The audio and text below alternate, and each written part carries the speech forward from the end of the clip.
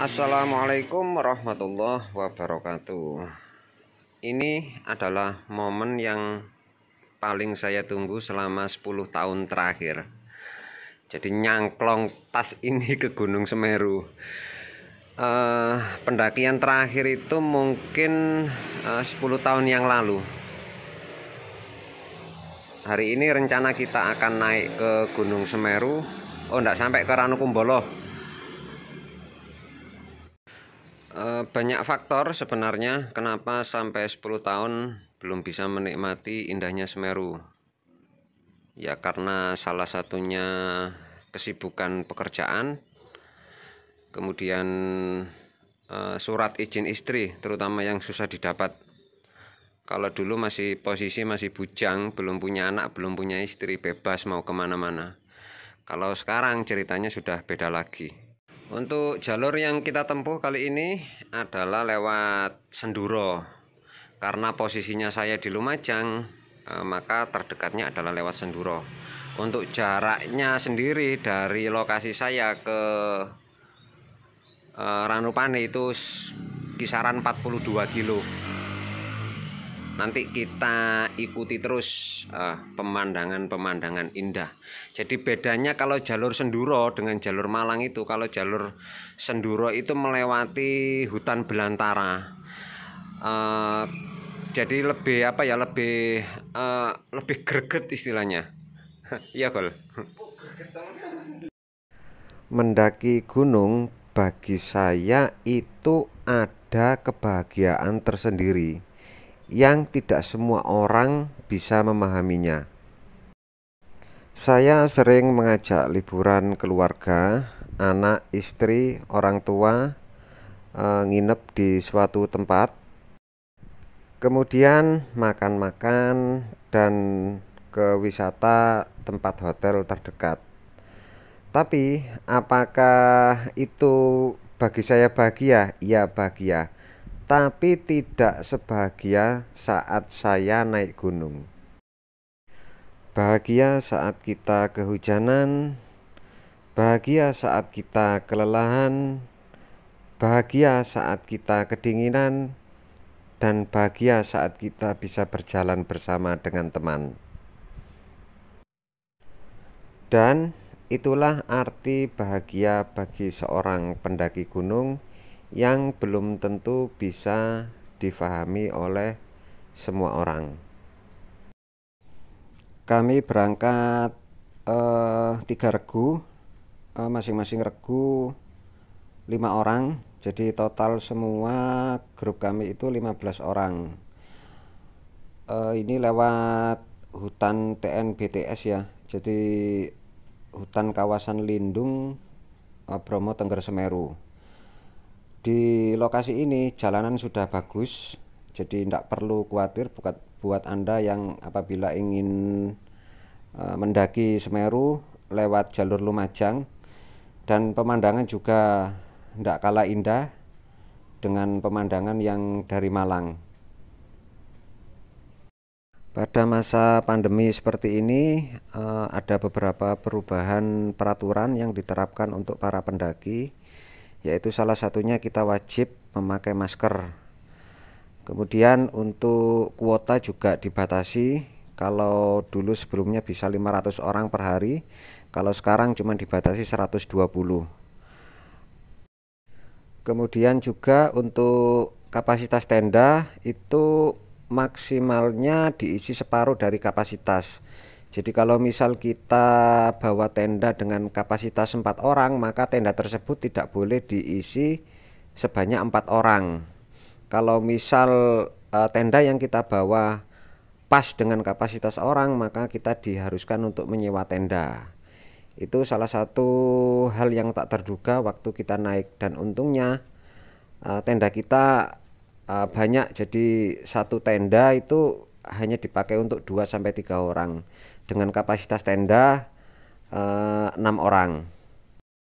Saat masuk ke ruang briefing ini juga kita dites suhu tubuh.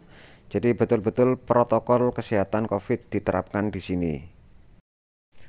Kita memulai pendakian jam 9.55 setelah keluar dari briefing, dan kebetulan kita dapat briefing yang kedua, jadi agak siang.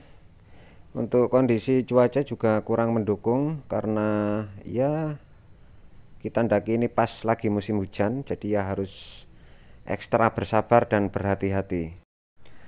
Pada jam 11.35 alhamdulillah kita semua sampai pada pos pemberhentian pertama.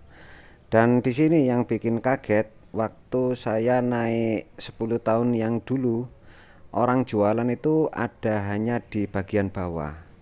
Kalau sekarang yang jualan itu sampai di Ranukumbolo. Jadi penjualnya banyak di sana. Kita disuguhi gorengan dan buah. Ini yang paling saya suka, ini semangka. Jadi saya ngabisin semangka. Di pos 1, 2 itu ada penjual, di Ranukumbolo juga ada penjual. Jadi buat Anda yang mau naik, tidak perlu bekal terlalu banyak, cukup bawa uang yang banyak saja. Kami tiba di Ranukumbolo jam 4:30, kemudian mendirikan tenda di tengah rintik-rintik hujan. Saya coba menghangatkan diri dengan berkunjung ke warung yang jualan di dekat shelter. Di sana saya bisa menghangatkan diri dengan dekat di perapian api yang dipunyai sama penjual warung. Pada sore hari mendekati maghrib, sebenarnya kita ada pesta untuk masak-masak. Tetapi karena kondisinya hujan tidak kunjung reda, maka acara masak-masak terpaksa kita batalkan. Dan pada malam hari kita hanya bisa berdiam diri di tenda, tanpa bisa menikmati indahnya Ranukumbolo dan pesta-pesta masak pada saat malam hari. Alhamdulillah pada pagi hari cuaca sudah tidak hujan lagi, dimana pada malamnya kita diguyur hujan itu sampai jam 12 malam kalau tidak salah. Seingat saya waktu itu saya bangun karena kedinginan dan hujan masih rintik-rintik. Untuk pagi ini cuaca lumayan cerah, tapi masih ditutupi dengan mendung, sehingga sinar matahari tidak bisa kita lihat di depan Ranukumbolo. Dan tidak pakai lama, paginya kita prepare mulai pesta, masak-masak. Dan saya juga sempat kaget sama teman-teman, ternyata yang dibawa kayak perlengkapan warung, bawa telur, bawa nugget, bawa kangkung, bawa tahu, dan lain sebagainya. Dan baru pertama kali ini saya camping dengan teman-teman seperti ini. Kalau dulu biasanya naik gunung itu ya paling banyak itu ya bawa telur sama bawa tempe nasi dengan kecap. Tapi kalau yang ini sungguh-sungguh sangat beda. Masya Allah, alhamdulillahirabbil alamin.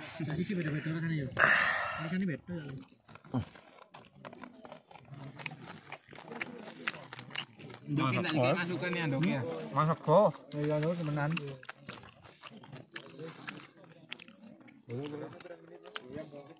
Nambah itu kalau gedang aku. Tahun iya, enggak tahu kan.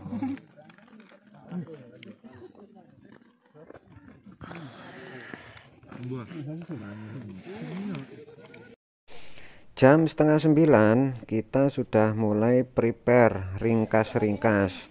Harapannya nanti pulang tidak kehujanan lagi. Ternyata apalah daya, kita dapat bonus 2 kali, berangkat kehujanan dan pulang kehujanan. Sampai di sini kondisi baterai sudah setengah mati. Lah namanya orang geblek. Saya bawa power bank tetapi saya tidak bawa kabel chargernya. Sungguh-sungguh terlalu. Dan berikut ini adalah foto video yang sempat terdokumentasikan sebelum baterai habis. Dan saya ucapkan selamat tinggal Ranukumbolo. I love you full.